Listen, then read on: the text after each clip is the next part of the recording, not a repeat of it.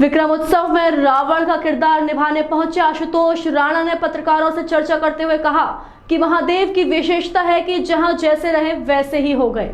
उन्होंने कहा कि पूरी रामायण अभिनीत करने में 11 दिन लगते हैं। हमारा प्रयास था कि पूरी रामायण को कंपाइल करके 3 घंटे में पूरी राम कथा को मंच के ऊपर अभिनेताओं के माध्यम से उसको प्रस्तुत कर सकें। हमने उसे नाटक का रूप दिया और हमारा यह प्रयास सफल हुआ और अभी तक इसके 16 शो हम दिल्ली में कर चुके हैं। पूरी रामायण में रावण का किरदार निभा रहा हूँ। राम कथा को हम सभी अभिनेताओं के माध्यम से आपको मंच पर देखने का उसमें अनुभव प्राप्त होगा। पंथ बुहारता रहता है और तू एक शुद्ध वनवासी का मुझसे गुणगान कर रहा है उसकी।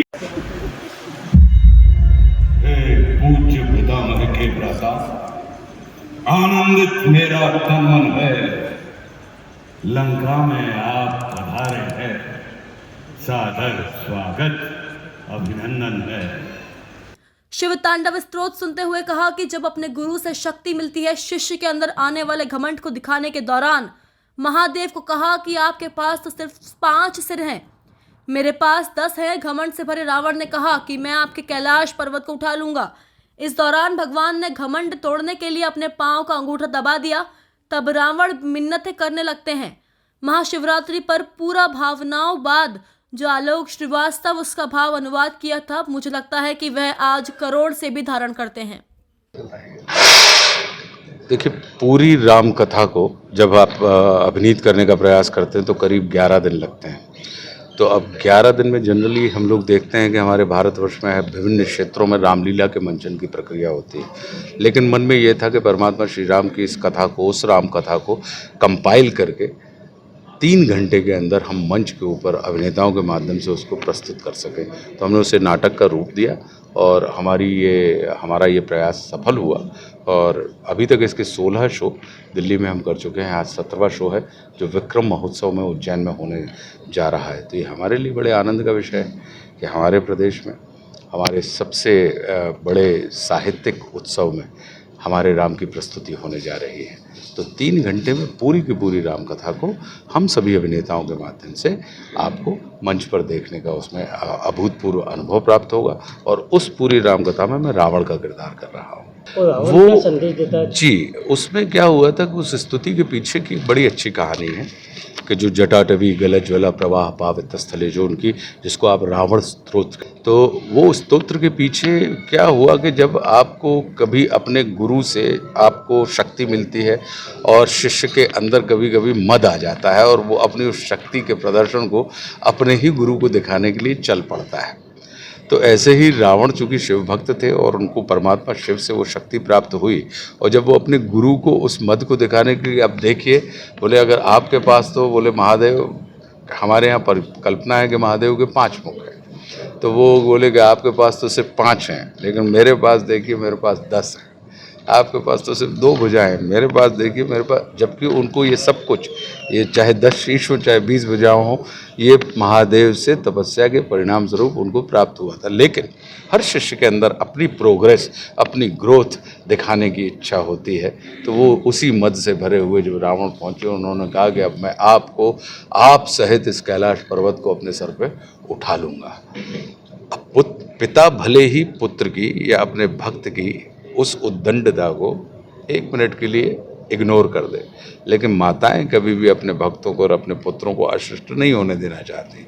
तो मातेश्वरी जगतजननी पार्वती जी ने शिव जी से कहा कि देखिए इसके मन में ये भाव है और अब ये आपके ही सामने आपको ही शक्ति का प्रदर्शन करने चला आ रहा है। तो उन्होंने कहा आप चिंता मत करिए। और जब उन्होंने कैलाश उठाया और महादेव शिव ने अपने दाएं पैर के अंगूठे से, सिर्फ अंगूठे से हल्का सा वजन दिया और वो उसमें दब गए। और जब आप फंस जाते हैं तब फिर आप चिरोरी करते हैं अपने आराध्य की, अपने पिता की, अपने गुरु की। तो वो चिरोरी है जो स्तुति है उनकी, उसमें महादेव शिव के श्रृंगार का अभूतपूर्व वर्णन के देखिए आप कितने सुंदर लग रहे हैं। अरे आप माफ़ कर दीजिए, अरे आप देखिए ना कितने अद्भुत आपका रूप है। आपके ऊपर गंगा जी बह रही हैं, आपने चंद्रमा को माथे पर रखा है। तो वो पूरी की पूरी जो चिरोरी उन्होंने जटाटवी गलज्वला प्रवाह पावित स्थले गले वलम लंबिताम भुजंग मालिकाम डमट डमट डमट डम मन निनाड डमड डमरवयम जो उन्होंने गाया, तो उसको हमने इतनी अद्भुत अनुपम स्तुति थी कि मुझे लगता था कि भाषा की कठिनता के कारण कभी कभी हम बहुत से शिव अनुरागी हैं जो परमात्मा शिव के प्रेम में हैं, वो भाषा की कठिनता के कारण उस स्तुति का या तो सिर्फ उनके कान तक ही रह पाती है, कंठ में नहीं आ पाती, उसको याद नहीं कर पाते, या कभी कभी कान में भी नहीं रह पाती क्योंकि उसके अर्थ आपको समझ में नहीं आ रहे हैं। तो हमारे मन में ये था कि इसका सरल भावानुवाद कि वह इतनी अनुपम स्तुति जो है, तो वो पिछले वर्ष हमने महाशिवरात्रि पे पूरा भावानुवाद जो आलोक श्रीवास्तव ने उसका भावानुवाद किया था उसको हमने प्रस्तुत किया, और मुझे लगता है कि वो आज करोड़ों शिव अनुरागियों के सिर्फ कान का ही नहीं कंठ का भी आभूषण है। वो अपनी उस स्थिति को कंठ में भी धारण करते हुए हैं। तो उसका एक जो, क्योंकि महादेव की जो विशेषता है, जिसने बनाया वो उसी के हो गए, और जहाँ बनाया वहीं के हो गए। कि अगर मान लीजिए आपका नाम क्या है? संदीप। अगर संदीप ने महादेव शिव का निर्माण किया तो वो संदीपेश्वर महादेव हो जाएंगे। पीपल के नीचे कर दो तो वो पीपलेश्वर महादेव हो गए। नदी के किनारे अगर बना दिया तो वो नदेश्वर महादेव हो गए। अगर आपने उनको किसी झरने के किनारे बना दिया तो बोले झरनेश्वर महादेव। तो जो व्यक्ति उनको बनाता है, उनका निर्माण करता है, वो उसको प्रसिद्ध कर देते हैं, और जिस स्थान पर वो बनते हैं वो उसको सिद्ध कर देते हैं।